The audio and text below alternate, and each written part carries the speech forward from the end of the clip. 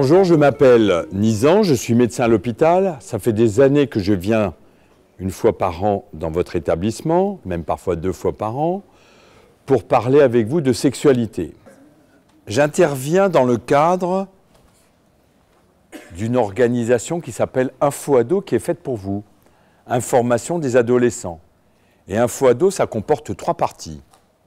La première partie, c'est ce que je vais faire devant vous, là, aujourd'hui. C'est parler de sexualité. La deuxième partie, c'est un accueil anonyme des jeunes, gratuitement, sans donner son nom, sans être obligé de payer quoi que ce soit, à Haute-Pierre et au CMCO et à la maison des adolescents. À l'entrée, il y a une flèche InfoAdo. On est reçu par une jeune sage-femme ou un jeune médecin qui ne vous demande pas votre nom, qui ne vous examine pas, qui répond à vos questions personnelles si vous en avez, et aux soucis et aux angoisses que vous pouvez avoir, et qui vous donne gratuitement préservatifs et contraceptifs sans que personne ne le sache. Donc, c'est fait pour vous, et il y a beaucoup de jeunes qui s'en servent. Et la troisième partie d'Internet, la troisième partie d'InfoAdo, c'est un site Internet qui s'appelle info-ado. Vous prenez un pseudo et vous posez vos questions, et on y répond dans les 48 heures, soit moi, soit un de mes adjoints. Tout d'abord, je vais parler de 3 généralités sur la sexualité, et j'ai choisi des généralités qu'en général les jeunes ne connaissent pas. Ensuite, je vais aborder les 2 écueils que l'on peut retrouver en début de sa sexualité, les 2 ennuis, les 2 pièges du début de la vie sexuelle, que sont les grossesses non souhaitées et les maladies sexuellement transmissibles. Mais je ne m'arrêterai pas aux pièges et aux écueils. Mon habitude de parler de sexualité devant les adolescents m'a montré qu'ils veulent aussi qu'on leur parle de l'homosexualité, pour répondre à la question « est-ce que c'est une maladie ? Qui est homosexuel ?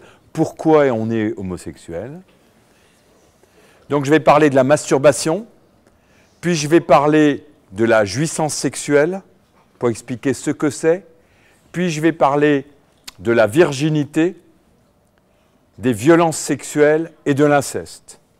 À tout moment, vous pouvez m'interrompre en levant la main.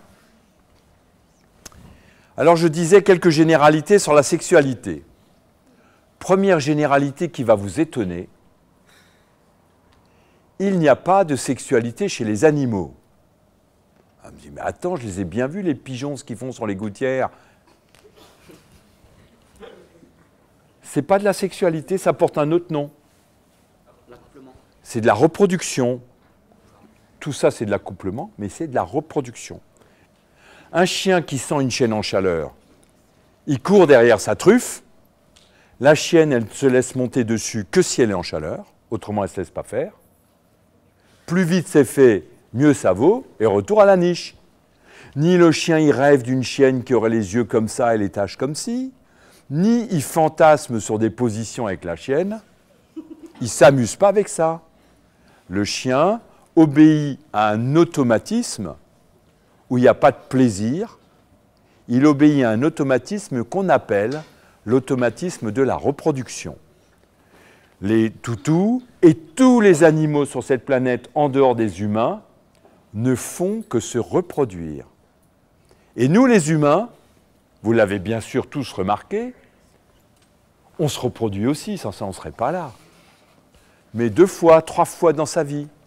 Et tout le reste du temps, on fait l'amour pour le plaisir.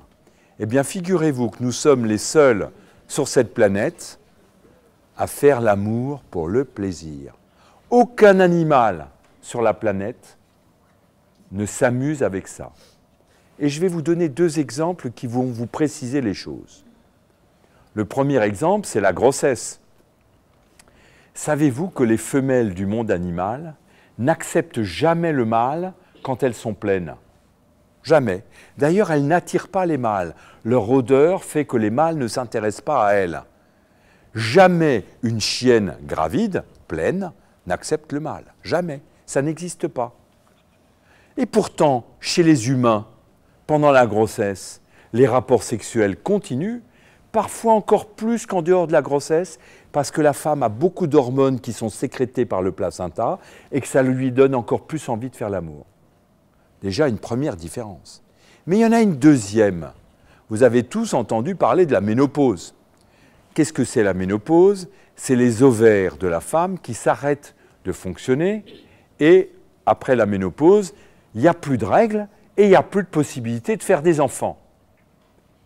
Mais une femme ménopausée continue d'avoir des rapports sexuels, parfois très très longtemps après la ménopause.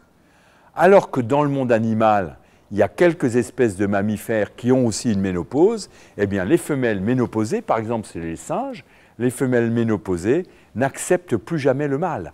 Parce que comme il n'y a plus d'ovulation, elles n'ont plus jamais l'odeur qui attire les mâles et il n'y a plus de copulation puisqu'il n'y a plus de possibilité de faire des enfants. Donc ce que je viens de dire là sur les animaux vous montre que nous les humains, on a quelque chose de complètement différent. Et ça vient de quoi? Figurez-vous que ça vient du fait qu'on parle.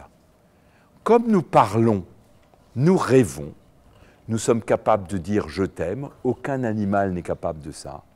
Nous sommes capables de rêver les uns des autres sans oser le dire, c'est de la sexualité. Nous sommes capables de fantasmer les uns sur les autres, c'est de la sexualité.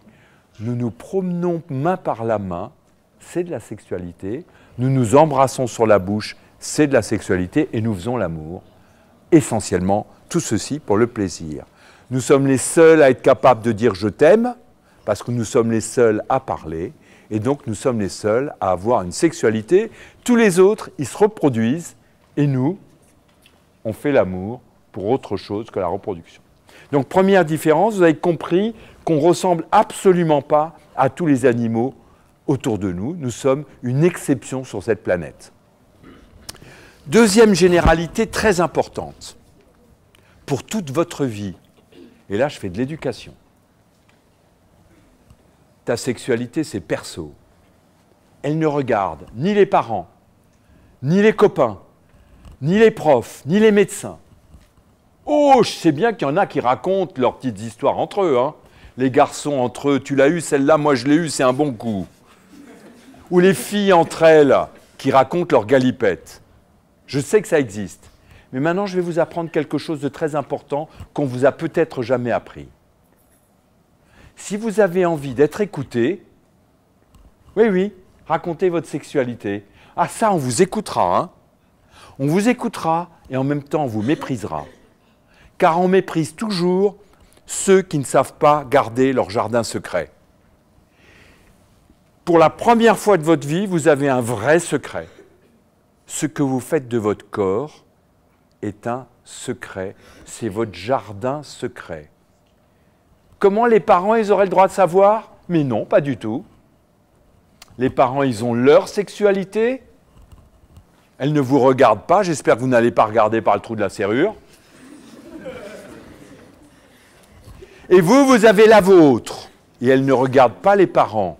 Ce que vous faites de votre corps, ce que vous faites de vos sentiments, ce que vous faites sur le plan affectif et sexuel est une affaire privée, y compris par rapport aux parents, qui estiment à tort avoir le droit de savoir, et ce n'est pas vrai. Le pouvoir des parents sur les ados, il s'arrête là. Les parents, c'est leur vie, et pour la première fois de votre vie, vous avez un secret qui est à vous et qui n'est à personne d'autre. Et si vous ne savez pas garder ce secret, qui d'ailleurs est un secret partagé, parce que quand on s'embrasse avec quelqu'un ou qu'on fait l'amour avec quelqu'un, on n'est pas seul propriétaire du secret, on est propriétaire à deux. Donc allez le dire à tout le monde, juste c'est bien pour être méprisé. Ceux qui racontent leur sexualité, ils seront écoutés et en même temps méprisés. Troisième généralité très importante pour toute votre vie aussi. Attention, plus compliquée.